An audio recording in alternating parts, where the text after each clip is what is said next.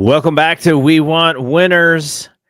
Niners in week 1 came away with a victory in Seattle. I wouldn't consider it a fantastic game by any means, but at the end of the day, when you go into Seattle and you come away with a victory, even though last year, for whatever reason, Seattle was not a good home team, but still, like, that place was loud. I sensed that maybe there were more Niner fans than usual there, but it was still a good victory. Rod and I will talk about it. There were some negatives to it, including some injuries that we'll discuss here. But Rod, overall, coming away with a game in which it very much looked like it was probably going to be a heartbreaker on the 49ers end, coming out of that game with a victory has to be a positive after week 1. Absolutely. Like you say, it was lining up. You watch enough of these games, and you call it the witching hour on Red Zone, where the good and the bad and the ugly happen, and it was lining up like, okay, Darnold's gonna go down here, and they're gonna score a touchdown, and it's gonna be a heartbreaker. But then you realize, oh, it's Sam Darnold. That's okay. We'll be fine. And it we all left happy, but yeah, it didn't feel good there at the end for me at least. So I guess the first thing, and I imagine even as you come out of the game as a 49ers fan, going like, okay, we're 1-0. We go into New Orleans. New Orleans is, depending on who you talk to, one of the 2 or 3 worst teams in football, at least right now. And you feel like, okay, like that's good. Maybe you go 2-0, and then you start, you start the season in good shape. There is a problem with their special teams that was supposed to be fixed, and it looked worse than ever to me. Like, I was, Sky Moore did a dependable job, I would say, returning punts. But they had penalties on it was either on a punt or a kickoff. Uh, Moody, Niners, we haven't even talked about the missed field goal, but the Niners take the lead 17-13, and you don't have a lot of time left on the clock. I'm going to guess they wanted Moody to kick that thing to the 1-yard line, and he kicks it right in the end zone, and then Seattle gets the ball at 35. Like, immediately kind of going like, okay, what you said earlier, all right, this has all the makings of the Niners giving this game away to Seattle at the end. But it's stuff like that where, they grabbed the new special teams coach, and they made it a priority in preseason and in training camp to rebuild the special teams. Jake Moody misses a chippy early in the game. Then they get another one blocked. And it's just like, man, this special teams, which is supposed to be rebuilt, looks worse than it's ever looked. I was just flummoxed watching this game. Yeah, it was really frustrating. Like you say, we had been sold, the rebuild, and it didn't. It you couldn't tell, like you said, you couldn't tell by today's performance. Yeah, it was just all around the board. Like, I was looking for things. I was like, okay.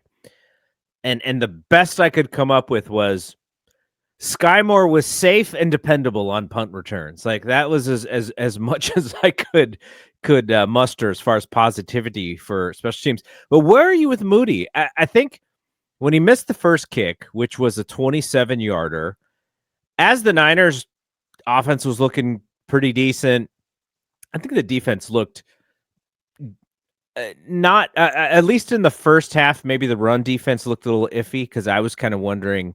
I was like, man, this looks a lot like last year. But then they held ground in the second half, and I thought they did a really good job in the second half. But you're watching this Moody stuff, and it's just like, were you at the point of, let's get Greg Joseph on the phone and not let Moody get back on the flight? Like, where were you after the first miss? I mean, it's just I was where we seemed like Kyle was when we went to that game against Chicago, where it was like I was like, look, we're just gonna go for it on every fourth Yeah. down, and we aren't gonna trot him back out there. It just because at this point we've seen enough of him to know that it's not physical. It's not he's able to kick the hell out of the ball. His physical talent is not questioned. So I mean, it's got to be mental at this point. And then when you get to that place, it's like I'm a golfer, and like when you get the yips I mean, it's like how do you fix that? How do you get out of it? And then, so he was one of three, and I guess the block is not on him. I guess I don't. I am not able to tell if who's at fault necessarily. Did he kick it too low? Did they just allow too much penetration? I'm not smart enough to discern that. Um, but yeah, that it's a concern. And it would have been, um, I believe, if not for Nick Bosa, it might have been a story. At the end of this game, if we don't pull it out, or if they go down, they score, and we lose by 3.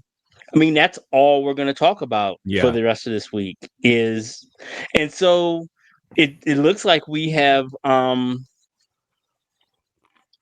forestalled that for another week. But I mean, he would have to go on a long, excuse me, a long streak of not missing for this not to be an issue. It's going to continue to be an issue every time he misses.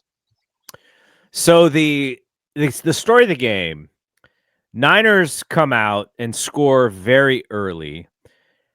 George Kittle looks fantastic. It looks like the Purdy to Kittle is just going to be there all day long. He pulls his hamstring.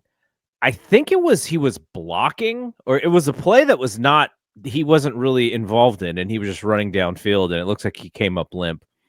So he was out for most of the game. Juwan Jennings looks like he hurts his shoulder.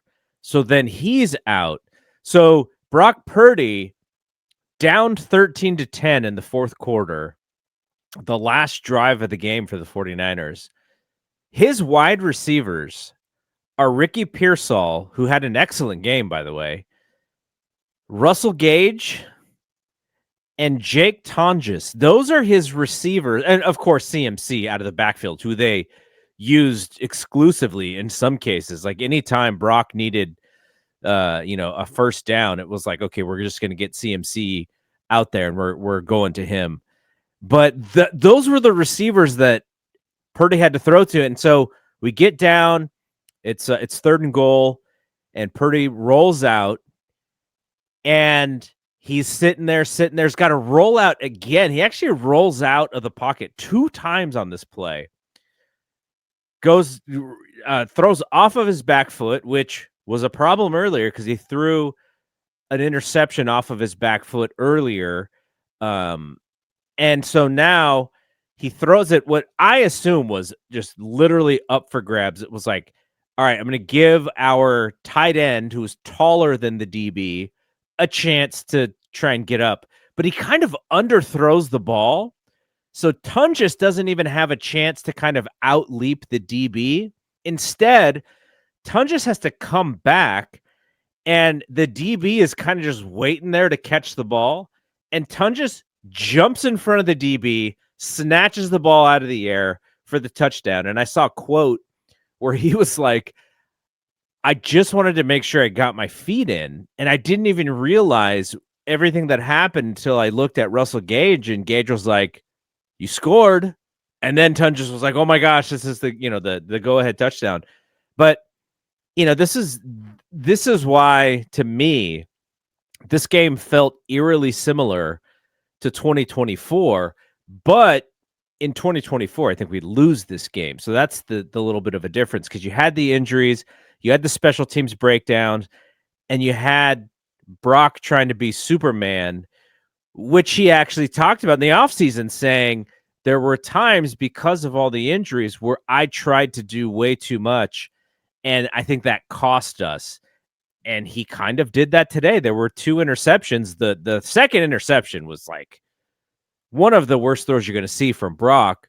He threw it into triple coverage, and Pretty Ricky had no chance to get the ball. So you had all of the designs of the 49ers losing, except you had Christian. Now, I don't think Christian had what you would consider one of his best games, but he was just there. The fact that he was there was so helpful. But then they do pull it out at the end. So that was the main difference. That throw to Tonges was, like I said, seemed like it was a little bit up for grabs, but kudos to Tonges and kudos to Purdy, I guess, for putting it out there. But And then Brock had another near interception that was again just not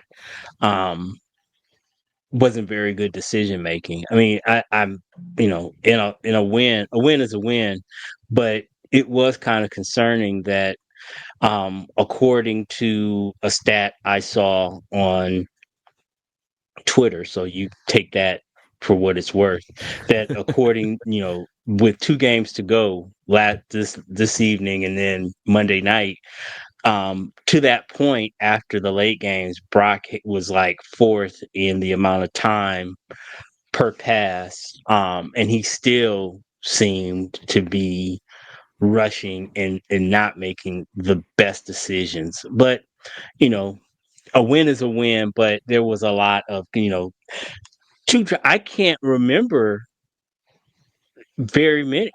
I can't remember very many. I can't remember Brock having very many multiple turnover games. So mhm. it was not his best performance by any stretch of the imagination. But, we got the win. And then also, while I am not one to, like I said in our, preview of the season, I think it's ridiculous to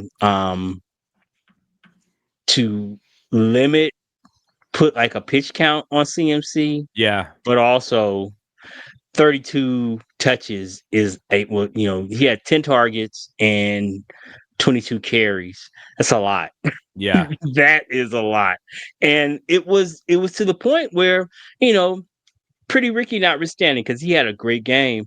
It was just when Kittle goes out, CMC is it in terms of somebody you would consider somebody that the defense is worried about. Because again, he had a great game, and it looks like he's going to get a lot of targets just as a matter of course. But again, I saw nothing, and again, I see the numbers and they look great, but I watched the game and I just don't think that Ricky Pearsall is going to be somebody that defensive coordinator is going to stay up late at night worried about. If he is your wide receiver one in air quotes, I think most defenses feel like they can live with 10, 12 target games from Ricky Pearsall. It's just he's just not that kind of um game wrecker. But he had a great game too, and him and Brock seemed to have they seem to have a real good connection.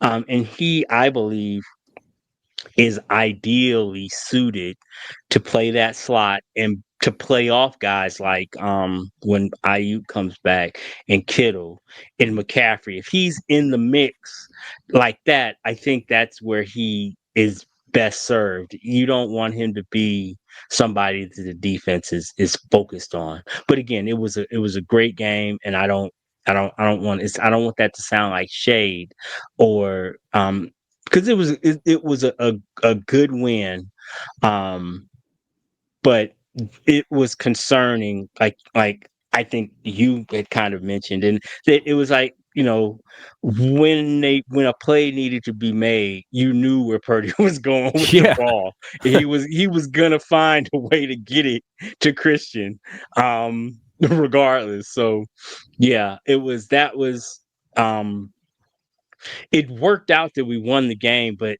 I was really crestfallen when George went out because he looked great early. yeah. And look, he's going to be the guy, I think, without Brandon Ayuk. he's going to be the guy that if I was defensive coordinator, I would Yeah, be focusing on because because he's a matchup nightmare. yeah, He really is. and we were talking about whether or not he's going to start falling off a little bit with production because of his age. And last year, he was like, "Nope, I'm going to be better than I've ever been." And so, you saw him in the first quarter, and you're like, "He's the man." He's like, you have your tight end being your first option to score a touchdown. Like he just runs a little out route into the near the pylon for a touchdown, and that was the play. So that when he went out, I think it was probably one of the bigger losses that you could have. Maybe CMC, if he had gotten hurt, that would have been a bigger loss. But George is probably second, and so it's going to be. We'll be watching the injury report for the MRI on his hamstring, and I guess Jennings is going to have some look at his shoulder as well. Before that, I wanted to ask you, or actually, I wanted to mention. Supposedly, Pearsall saw the opportunity for the double move, and he told Shanahan that it was going to be open, and that's why they called the play. I was trying to, as I was reading, I think it was Matt Barrows's column in the Athletic. I guess Pearsall was interviewed talking about it. It sounded like he was like, "Hey, this thing is open. If we need a big play, let's run this." And they ran it at the perfect time late in the game, and he does a double move and catches a 40 some odd yard pass, which if you're Brock Purdy, we talked about this last year where he's got a little bit of that gunslinger mentality. He had just thrown a pick on the series before. And so then you're like, he's just going for it, and it was there. And I thought that was a really great play. And yeah, so that if Ricky Pearsall in year 2 has got Kyle's ear like that, when other year 2 receivers could barely And get hard to get Kyle. on the field. Yeah, and Pearsall's already got like, "Hey man, let's call this play." I thought that was kind of telling, and so I agree with you. We talked about this a couple weeks ago that if Pearsall is your one and he gets all the focus, he's probably going to get shut down essentially, but that could open up stuff for other guys in this sense. To see what he saw and be able to figure that out. I thought that was great. What did you think about Brian Robinson? Because to your point about Christian, I think if you're Kyle, you're a little bit more comfortable pulling Christian out for plays if you think that Brian Robinson can do some things. And I thought he ran the ball okay in the fourth quarter. Some of that was probably just a little bit of the Seattle defensive line getting tired. But then there were moments where, we needed 2 yards and they didn't allow the 2 yards. So they were ready then. But I thought he had some good runs, but he didn't feel fast to me. And go ahead. No, I'm sorry. I didn't mean to cut you off. No, I was done. He's what I saw in Washington. Is he'll get what's blocked. You can count on him to do that. He's just not a very explosive player. That's just not, if you block it, he'll get it. And that's what he is. And that was what I saw today. I didn't see anything that, it was what I expected. And it's one of those deals where, you want to get Christian. You don't want him again. Like I said, I don't think you want him touching the ball 30 plus times.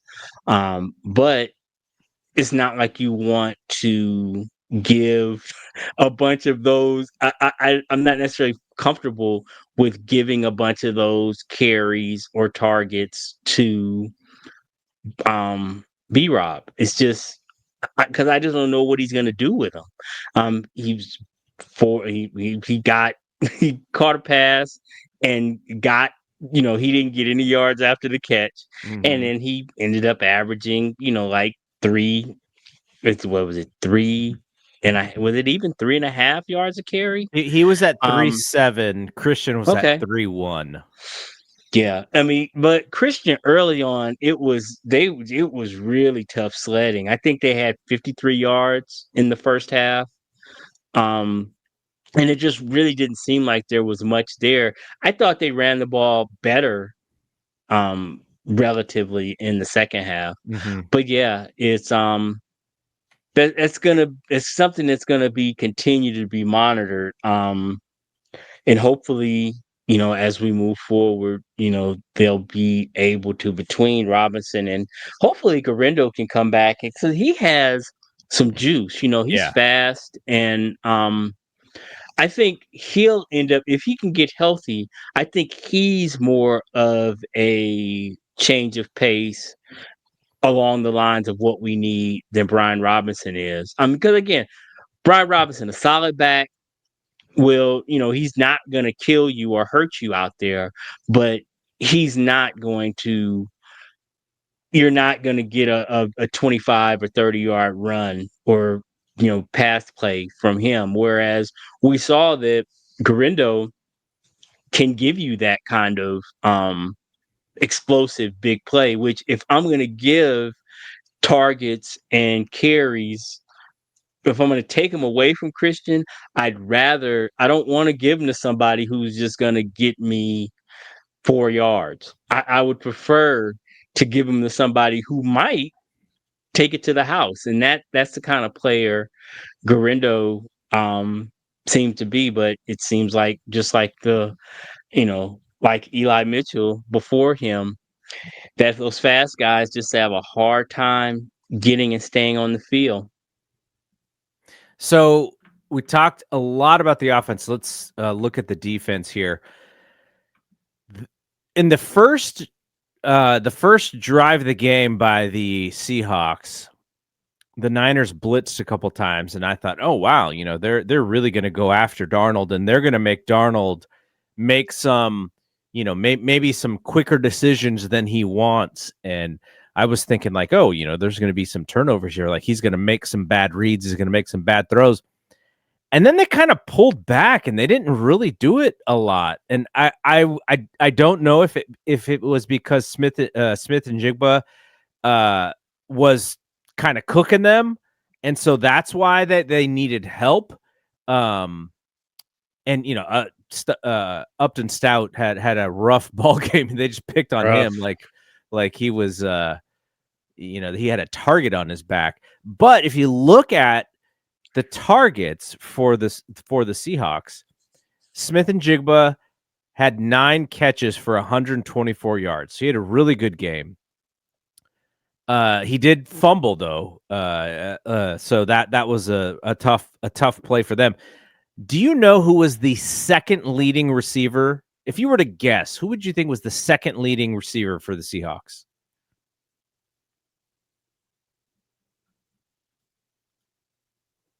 I'm gonna say it was a running back, maybe. Kenneth Walker. Maybe. Okay. Yeah. Three catches for 4 yards. He was their He did second not have leading a great receiver. game. So He had a horrible game, honestly. 10 rushes for 20 yards and 3 catch for 4 yards. So Darnold, that they went run heavy, similar to the Niners. So the Niners had the ball and much longer, and then they seemed to be moving it decently. They just could not put the thing in the end zone. But Seattle, 26 rushes, 84 yards. Zach Charbonneau, he looks like the best player on their offense. He and Smith and Jigba, but he's the number 2 running back to Kenneth Walker. I know a lot of Seattle fans who think Walker's going to have a big season, but there's a reason I picked up Charbonneau on a couple fantasy teams.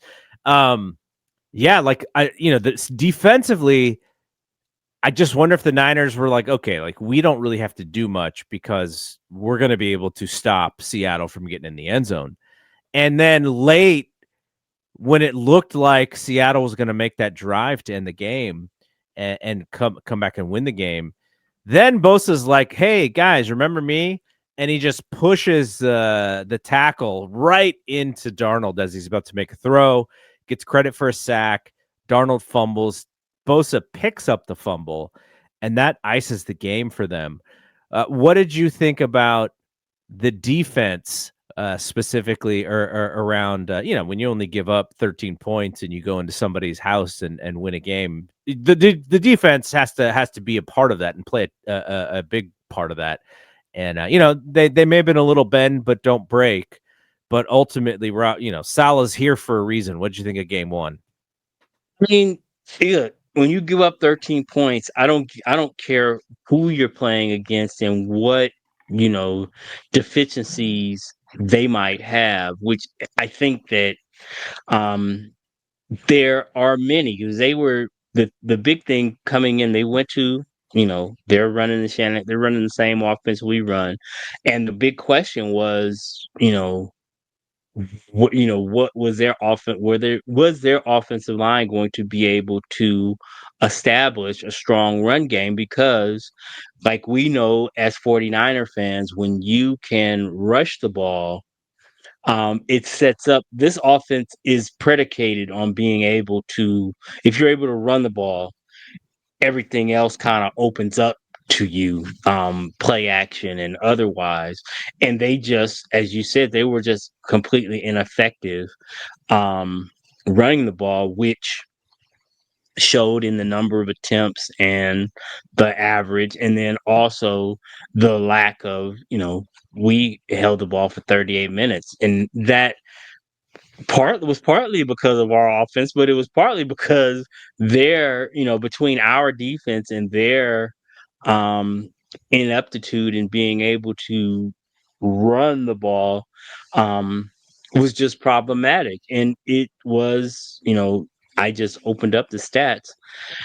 Um um JSN was pretty much it. It's crazy that, like you said, the second leading receiver was Kenneth Walker, and he had as many targets as Cooper Cup, which, maybe Cup is cooked. I don't know. But yes, Darnold didn't look great, and I don't know if that was. I'm sure that was a combination of him just being Sam Darnold and, our defense. The defense was solid, solid. It was a very good first effort. It just, and I mean, you know a it's a ridiculously simple take, but the defense looks a lot better when you got Nick and and Fred out there. Mm-hmm. It was it looked pretty rough in the preseason, but those guys are, the quintessentially racers. They are able to um make plays and make a defense look bad. I mean, make an offense look bad, and that's really what it came down to. I mean, they were really really good. I was looking at the young players who the Niners drafted to see who showed up on the stat sheet. So Marcus Siegel, 6 tackles, 5 solo tackles. You saw him on the field. He was in the mix. Ronaldo Green, second-year player. He had, I think he had a hold, but he also had a great play where it may have been Smith and Jigba who caught a ball, and as they were going down, Green pulled it out of his hands for an incomplete pass. And then you had what am I looking at? Oh, sorry, Alfred Collins and Michael Williams, 1 tackle each. I didn't even really see Williams much. Mm. And then Bryce Huff, who they talked about, he may have had. Did he have like a good rush? There may have been one where he batted down a pass or something, but ultimately he's not on the stat sheet. So I couldn't even tell how much he played. But what did you think about any of the newcomers? Who stood out and who was like, did this person even play? Yeah, it was the same. I see like Gifford had 4 tackles, but I don't really recall. that. I was expecting more. When you look at the preseason, I was expecting more from Chase Lucas, but he only had a tackle. Upton Stout, they talked him up a bit, and he had a pretty rough first go of it. Alfred Collins had one really good play, and then I didn't really even notice Williams, honestly. So yeah, it was obviously a collective effort. It wasn't outside of Fred and Nick. Nobody else really stood out to me in terms of I guess your Siegel's name a lot, and he seemed to be around the ball a lot. So yeah, it was it was a good. It seemed more of a group effort than Mm-hmm. anything else. I'll give you one more guy who I definitely noticed. D. Winters had a couple nice plays, and he was second on the team in tackles for loss. I think Nick had 3, and he had 2. Yeah, And yeah. that's where the speed comes in. If they blow up the play and they can read what Seattle was doing. Seattle had a couple of really like odd plays that I did not think that were necessarily right for the moment. And here I am, offensive coordinator extraordinaire, because I play NCAA football on my PS5. But there Mhm. were a couple, like there was a screen. There was like a delayed wide receiver screen that looked like the Niners read completely, and Darnold still threw the pass. They even tried a hook and ladder on a third down that seemed kind of I don't know, a little anxious. Like maybe we can't really do this normally, so we got to dial up the trickery. But I did notice D, because you notice him because he's quick and he gets in there, and he blew up a couple plays. I did not see Nick Martin very much, and I don't know that he had any tackles at all. I don't think he's on the stat sheet either. No, he's not. He is not. So, decent, just it's not that those guys. Oh, actually, I have the inactives right in front of me. Nick Martin was inactive before the game, so he did not even get an opportunity. So they had Bethune and they had Gifford ahead of him, and yeah, so he's inactive before the game even started. That's interesting. I wonder what we'll hear about that, if we hear anything from Shanahan on Monday. So the Niners, they go into New Orleans, and because it's a 10 o'clock game, I think you and I might be able to actually go live next week after the game. I wasn't able to go live tonight because I have my wife and I have something to do at 4:30 for the next few Sundays. So any home games through October, we'll have to do it like this, where Rod and I record late and we don't go live. But any road games where they start early, we'll be able to go a little bit earlier and maybe even go live. So next week we'll be able to do that if you are available, Rod. I don't want to speak for I you. absolutely. I am absolutely available. So the Saints had a game against the Cardinals. And I guess they were game. Like, I didn't get to see any of it, but reading the recaps, it looks like the Saints were kind of driving to tie the game, but the Cardinals stopped them on all 4 downs to end the game, essentially. But they played them tough, and that is not to say that the Niners are going to go in there and blow them out or anything, because they played well enough to win today, but they were not they were not a world beater in any way. But it is nice to kind of land after winning this first game, and then you go, okay, Seattle's not killing people. They still have weapons, still have Alvin Kamara. So what do you think about next week's game against New Orleans? I think that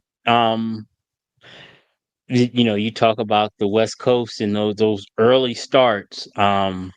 Because I guess New Orleans is not technically the East Coast, but I mean it's in the Eastern time zone, so it's basically a what is it?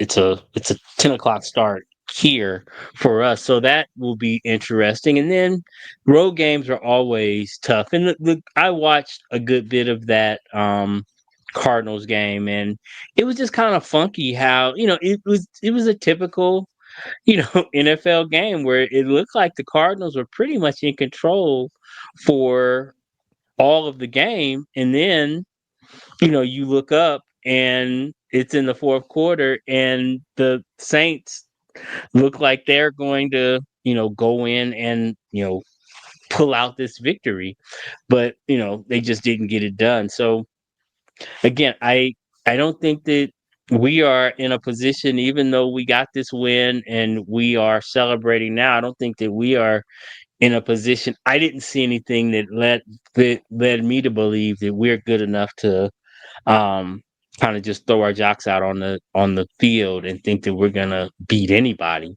So hopefully we can put together another solid game, both offensively and defensively. I the one thing that I have always thought about Brock, because I mean, we have debated, you know, his ability ad nauseum, and top 5, top 10, whatever. But one of the things I've always thought about him, YOLO aside, is that he usually makes pretty good decisions. And it seemed like the thing that we had he talked about himself and striving to do too much. It really seemed like that's what that was today, was it, rather than just kind of taking what the Seattle defense gave him. He was really trying to force things, and that was the genesis of pretty much all of his bad passes, was just kind of doing too much. And if we're gonna be good, he just has to play within himself. He doesn't, and I don't know how the money and how that affects him, or makes him feel like if he's pressing or what, or he just needs to be himself, because he's good enough. Yeah. If he just does his thing and just be his, if he just be yourself, it would be my advice to him. And you're enough. Just do the things that you do well. Just do those things. You don't have to try to do any more than that. You don't have to try to put the team on your back. Just because people think that term game manager is kind of a pejorative. I don't think so at all. I think it's what most quarterbacks are, is you take see what it is, see it, throw it. Don't try to do too much, because that's, if he just does that, we'll be fine. So what we can't have is 2 turnovers and a possible third. We can't.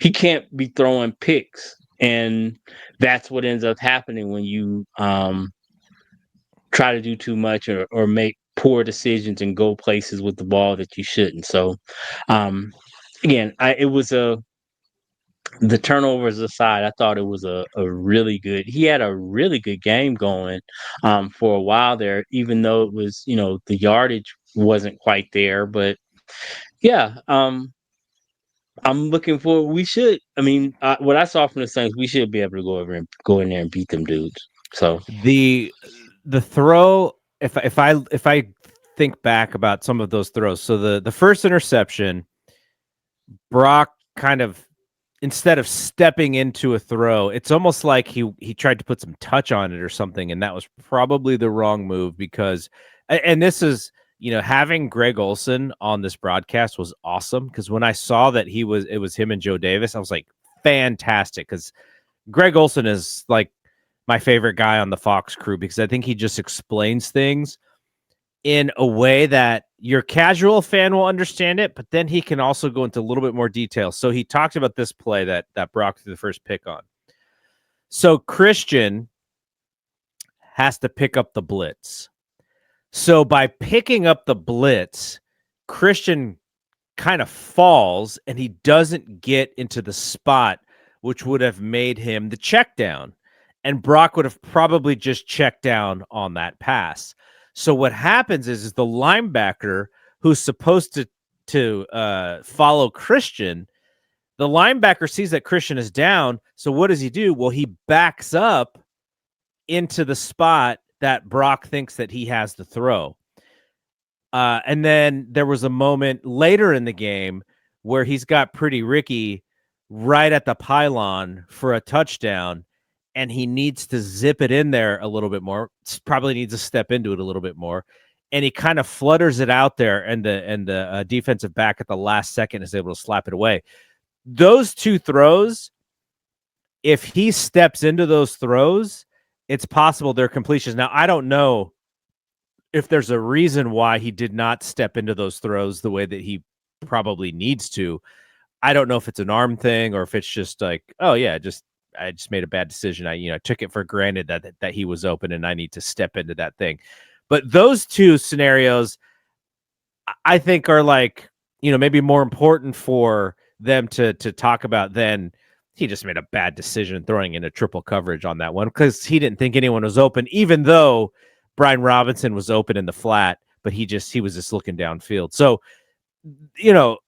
I do wonder if he's kind of in his head a little bit about, I cannot lose us these games. Like, I need to make these right decisions, and it's quite possible. Right. And also, you lose Kittle.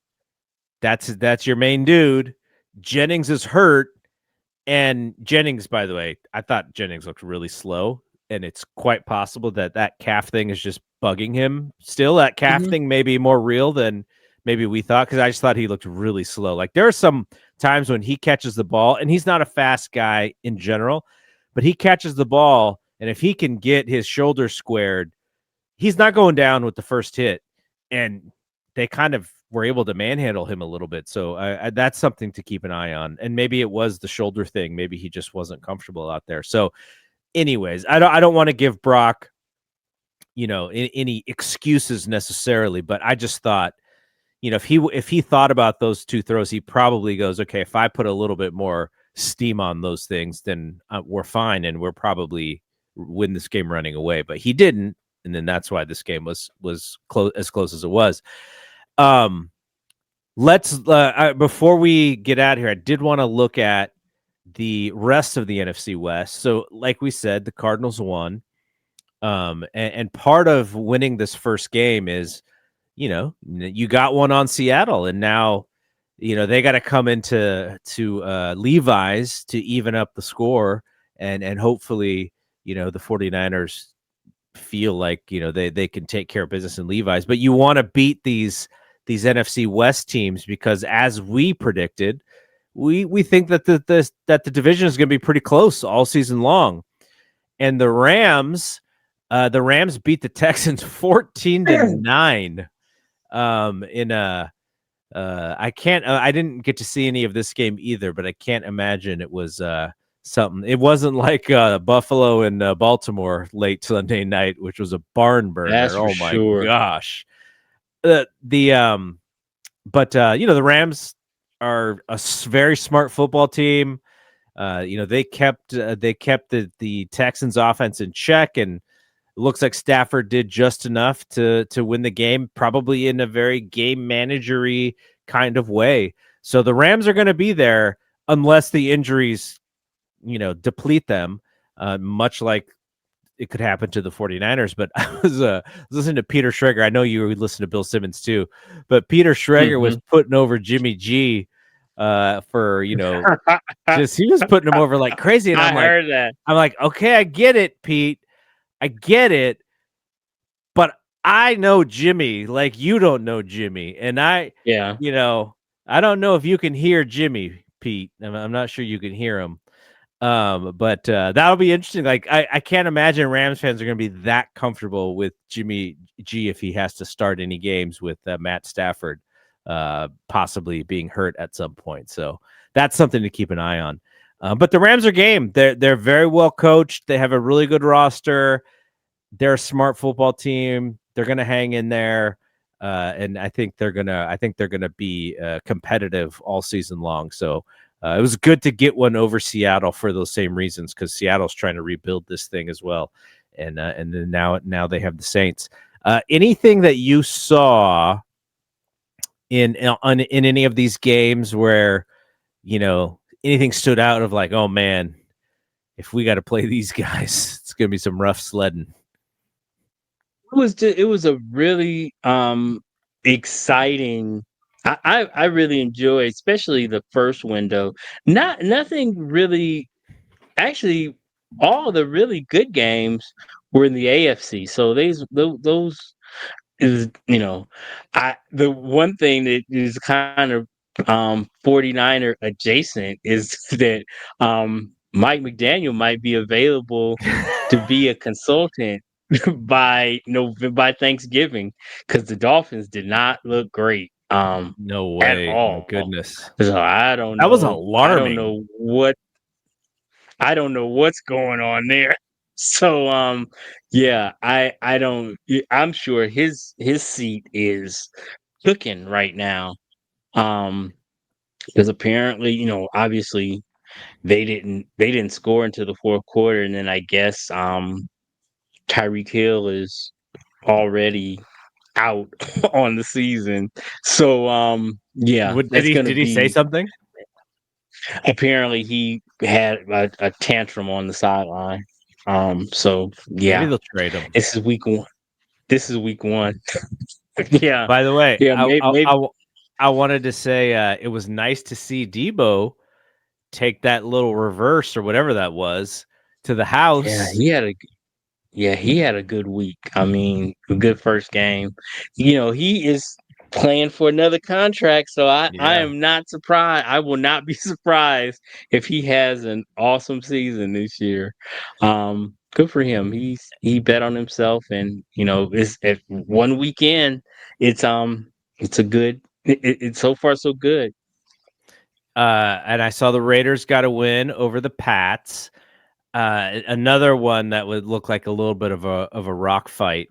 But that I think those teams are going to be fairly competitive. They may be 9-8 competitive more than 11-6 or 10-7 competitive. But I was actually looking at that box score because I was super interested in that game to see if Pete would mean something. How much does Pete mean with the Raiders roster? I saw Brock Bowers at a 100-yard game, and Ashton Genty did not. 19 carries, 38 yards. So they were keying on him. But yeah, I was like, Drake May. Everyone's looking for who's the new Jaden, and Drake May. He had to throw a lot, but that was interesting too. All right, so the Saints next week. I mean, we're just crossing our fingers that hamstring sounds bad to me. So if Kittle, It was the thing about the hamstring is it was like a non-contact injury. yeah, He, like you said, he was just out there.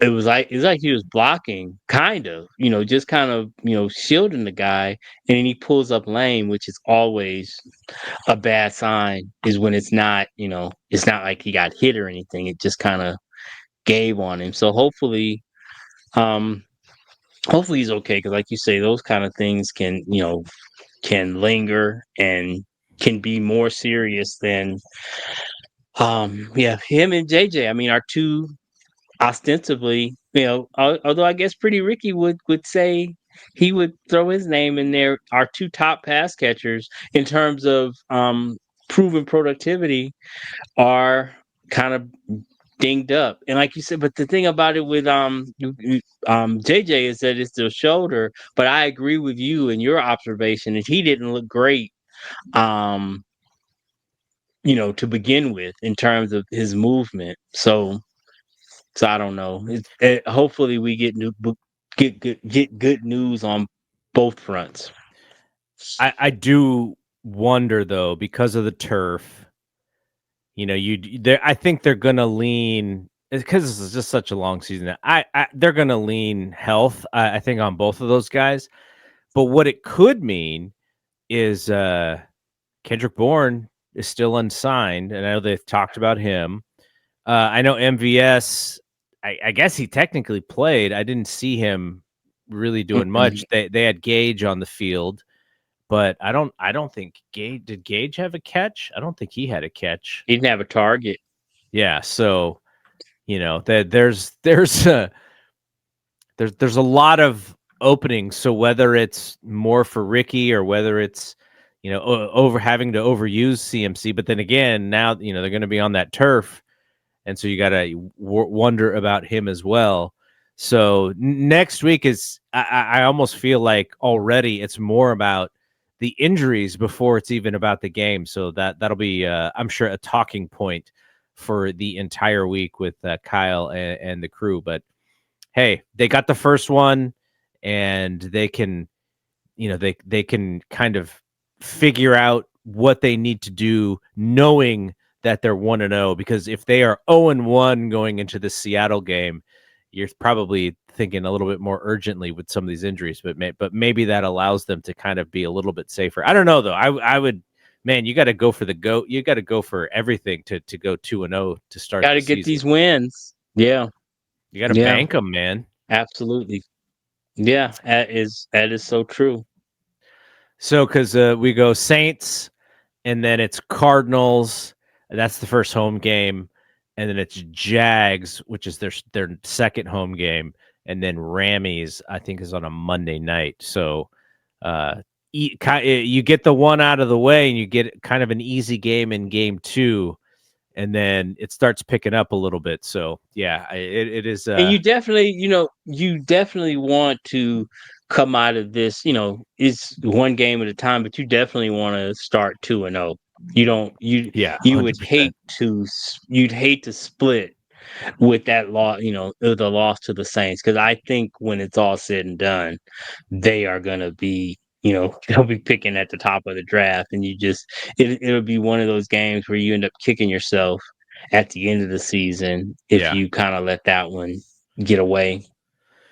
All right, we'll be back next week, hopefully on a live stream, and we will have the scheduled. If we do go live, we'll have it scheduled early that morning so people can see in their notifications. For those of you who are subscribed to our YouTube channel, and if you're not subscribed to the YouTube channel, give it a subscribe. We're growing that thing. A lot of it is thanks to the Valkyries, by the way. So if we would love to have more Niner folks, and we have the new Discord as well. So if you are interested, gg@bspnmedia.com. I can get you an invite to the Discord. And yeah, so that is it from here. So for Rod, I am Double G. We will see you when we see you. Peace out.